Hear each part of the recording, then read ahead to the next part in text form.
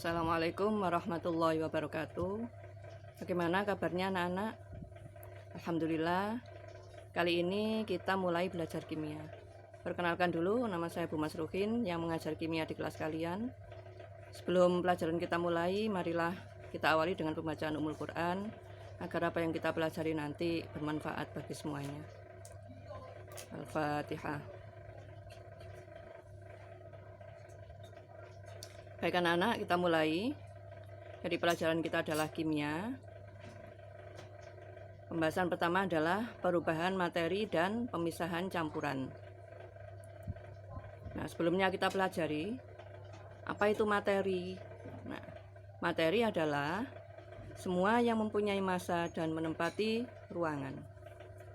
Dengan kata lain, bahwa materi adalah semua benda padat, cair maupun gas. Nah, contoh dari materi, kita ambil contoh yang sederhana. Di situ ada air, ada emas 24 karat, ada garam, ada gula, dan masih banyak lagi ya. Udara, tanah, batu, oksigen, karbon dioksida, dan sebagainya. Semua adalah contoh dari materi. Baik, kita lanjutkan. Nah, apa yang dipelajari dalam kimia? Apa itu kimia? Kimia adalah ilmu pengetahuan alam yang mempelajari tentang sifat, struktur, komposisi, perubahan, dan energi yang menyertai perubahan materi.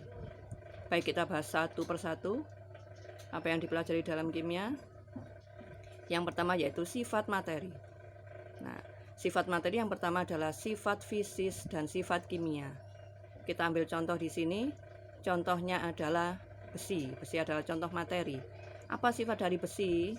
Mempunyai sifat yang pertama berwarna putih mengkilap, titik lelehnya 1808 derajat Kelvin, titik didihnya adalah 3023 derajat Kelvin, massa jenisnya adalah 7,674 gram per cm kubik, kemudian kalor jenis adalah 0,449 Joule per gram derajat Kelvin, kemudian sifat berikutnya adalah mudah berkarat, bereaksi atau larut dengan asam, pada suhu tinggi, bereaksi dengan belerang. Ini adalah sifat-sifat dari besi. Nah, yang ini dinamakan dengan sifat fisis. Sedangkan yang ini disebut dengan sifat kimia. Nah, baik, kita lanjutkan. Selanjutnya, apalagi yang dipelajari dalam kimia, yaitu sifat materi yang kedua, sifat intensif dan sifat ekstensif. Apa itu sifat ekstensif? Yaitu sifat yang bergantung pada jumlah zat. Nah, sifat intensif adalah sifat yang tidak bergantung pada jumlah zat. Nah, yang berikutnya setelah sifat, apalagi yang dipelajari dalam kimia, yaitu komposisi materi. Contoh komposisi materi adalah, misal kita ambil contoh nomor 1 adalah air atau H2O. Berarti terbentuk dari 2 atom hidrogen H dan 1 atom oksigen atau O. Contoh kedua yaitu karbon dioksida atau CO2, berarti terbentuk dari 1 atom karbon atau C dan 2 atom oksigen atau O. Itu contoh dari komposisi materi. Yang berikutnya yang dipelajari dalam kimia adalah apa? Yaitu perubahan materi. Apa contoh perubahan materi? Misal, kita ambil contoh di sini, air membeku. Contoh yang lain, kertas terbakar. Contohnya lain lagi, makanan membusuk, besi berkarat, kapur barus menyuplim, parfum menguap. Itu adalah contoh-contoh perubahan materi yang terjadi di sekitar kita. Nah, kemudian, apalagi yang dipelajari dalam kimia, yaitu energi yang menyertai perubahan materi. Kita ambil contoh di sini, petasan meledak, menghasilkan energi panas, cahaya, dan suara. Contoh kedua adalah pembakaran kayu, menghasilkan energi panas. Nah, setelah kita pelajari apa saja yang dipelajari dalam kimia, yaitu tadi, kemudian kita bahas pengelompokan materi. Nah, materi dikelompokkan menjadi 2 kelompok besar, yaitu zat tunggal, yang kedua adalah campuran. Zat tunggal dibedakan lagi menjadi unsur dan senyawa. Sedangkan campuran dikelompokkan menjadi larutan, koloid, dan suspensi. Larutan disebut juga dengan campuran homogen. Sedangkan suspensi disebut juga dengan campuran heterogen. Sedangkan koloid tidak mempunyai nama lain. Baik, kita bahas satu persatu bahwa zat tunggal terbentuk. Zat tunggal itu dibedakan menjadi unsur dan senyawa. Apa itu unsur? Kita bahas di sini. Zat tunggal dulu adalah materi atau zat yang terdiri dari satu bagian. Dibedakan menjadi dua, yaitu unsur dan senyawa. Kita bahas unsur dulu. Apa itu unsur? Unsur adalah zat tunggal yang tidak dapat diuraikan lagi menjadi zat lain. Apa contohnya? Contoh: oksigen, nitrogen, kalium, kalsium. Nah, itu adalah contoh dari unsur. Yang berikutnya adalah senyawa. Adalah kelompok zat tunggal yang kedua, senyawa. Apa itu senyawa? Yaitu zat tunggal yang masih dapat diuraikan lagi menjadi zat lain. Apa contohnya? Nah, kita lihat contohnya di sini, yaitu garam dapur. Lambangnya adalah NaCl. Berarti kalau diuraikan, zat ini terdiri dari Na dan Cl, natrium dan klorin.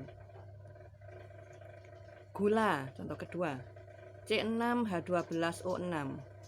Nah, berarti ini dapat diuraikan lagi menjadi C atau karbon, H atau hidrogen, dan O atau oksigen. Nah, ini adalah contoh dari senyawa. Jadi paham ya bedanya unsur dengan senyawa. Nah, kita lanjutkan. Kelompok materi yang kedua adalah campuran. Jadi yang pertama tadi zat tunggal, yang kedua adalah campuran, yaitu materi atau zat yang terdiri lebih dari satu bagian. Ada 3 kelompok tadi, langsung kita sebutkan contohnya di sini. Nah, yang pertama adalah larutan gula. Contoh dari larutan atau campuran homogen. Kemudian di situ ada susu. Ya, susu cair merupakan contoh dari koloid. Kemudian yang sebelah kanan adalah suspensi. Di situ contohnya adalah air dengan minyak. Adalah contoh suspensi atau campuran heterogen. Paham anak-anak ya? Baik, lanjut, kita lanjutkan. Nah, perubahan materi. Setelah kita bahas tadi materi itu apa, dikelompokkan menjadi apa saja, sekarang materi di alam ini selalu berubah. Nah, perubahannya ada 2 macam. Yang pertama disebut dengan perubahan fisika, yang kedua disebut perubahan kimia, yang juga disebut dengan reaksi kimia. Ya, jadi perubahan materi ada 2 macam. Nah, perubahan fisika adalah perubahan materi yang tidak menghasilkan zat baru. Sedangkan perubahan kimia adalah perubahan materi yang menghasilkan zat baru. Nah, kita lanjutkan. Nah, apa saja contoh dari perubahan fisika? Contoh: lilin meleleh, air membeku, besi memuai. Nah, semuanya adalah contoh dari perubahan yang tidak menghasilkan zat baru. Nah, kita lihat siklus air seperti di gambar ini. Nah, itu adalah perubahan dari air. Jadi air menguap, ya, kemudian mengalami kondensasi atau penggumpalan menjadi awan, kemudian menjadi hujan. Hujan mengalami penguapan lagi, sedangkan air di tempat yang lebih dingin, yang tinggi, akan berubah menjadi salju. Nah, semuanya ini adalah tergolong perubahan fisika. Karena apa? Tidak menghasilkan zat baru. Nah, perubahan yang kedua adalah perubahan kimia. Contoh: besi berkarat, kertas atau kayu terbakar, fotosintesis, pemanasan batu kapur. Semuanya adalah menghasilkan zat baru semuanya. sehingga dikelompokkan atau dijadikan sebagai contoh perubahan kimia. Ini adalah contoh reaksi pembakaran kayu yang menghasilkan arang. Nah, berarti menghasilkan zat baru, disebut perubahan kimia. Paham ya anak-anak? Nah, apa saja yang merupakan ciri-ciri reaksi kimia? Jadi suatu reaksi itu dinamakan reaksi kimia jika memenuhi atau mengandung ciri-ciri ini. Yang pertama, terjadi perubahan warna. Yang kedua, terjadi perubahan suhu. Yang ketiga, terjadi perubahan bau. Keempat, terbentuk endapan. Kelima, terbentuk gas. Jadi itu adalah ciri-ciri reaksi kimia. Nah, yang berikutnya, sekarang kita bahas pemisahan campuran. Jadi sedangkan materi yang kita bahas adalah yang kedua tadi adalah pemisahan campuran, perubahan materi dan pemisahan campuran. Pemisahan campuran. Nah, campuran bisa dipisahkan. Yang pertama melalui penyaringan atau filtrasi, yaitu untuk memisahkan zat padat pada campuran. Nah, contohnya seperti di gambar ini. Nah, ya. Pemisahan campuran yang kedua adalah pengkristalan atau kristalisasi. Apa itu kristalisasi? Yaitu pemisahan campuran untuk memisahkan zat padat dari pelarutnya dengan cara menguapkan pelarutnya. Ya, nanti kalian cari sendiri contohnya. Yang berikutnya, yang ketiga, penyulingan atau destilasi. Apa itu penyulingan atau destilasi? Yaitu pemisahan campuran untuk memisahkan zat cair dari campurannya berdasarkan perbedaan titik didihnya. Contohnya seperti gambar di bawah ini. Nah, ini adalah pemisahan atau pembuatan air suling. Ya, dari air kotor diubah menjadi air murni yang disebut dengan air suling. Kalau di sini digunakan, di gambar ini digunakan air laut yang nanti hasilnya adalah embun dari air laut itu yang dikumpulkan sehingga menetes sebagai hasil destilasi yang disebut dengan air suling atau aqua destillata. Itu adalah penyulingan atau destilasi. Contoh yang keempat adalah penyubliman atau sublimasi. Nah, jadi ingat ya, menyublim itu apa? Nah, ini apa itu sublimasi? Untuk memurnikan atau memisahkan zat-zat yang dapat menyublim. Apa zat yang dapat menyublim? Contohnya kapur barus. Kapur barus itu menyublim dari padat menjadi gas. Contoh yang lain yaitu yodium. Jadi yodium itu bentuk aslinya, wujud aslinya adalah padat.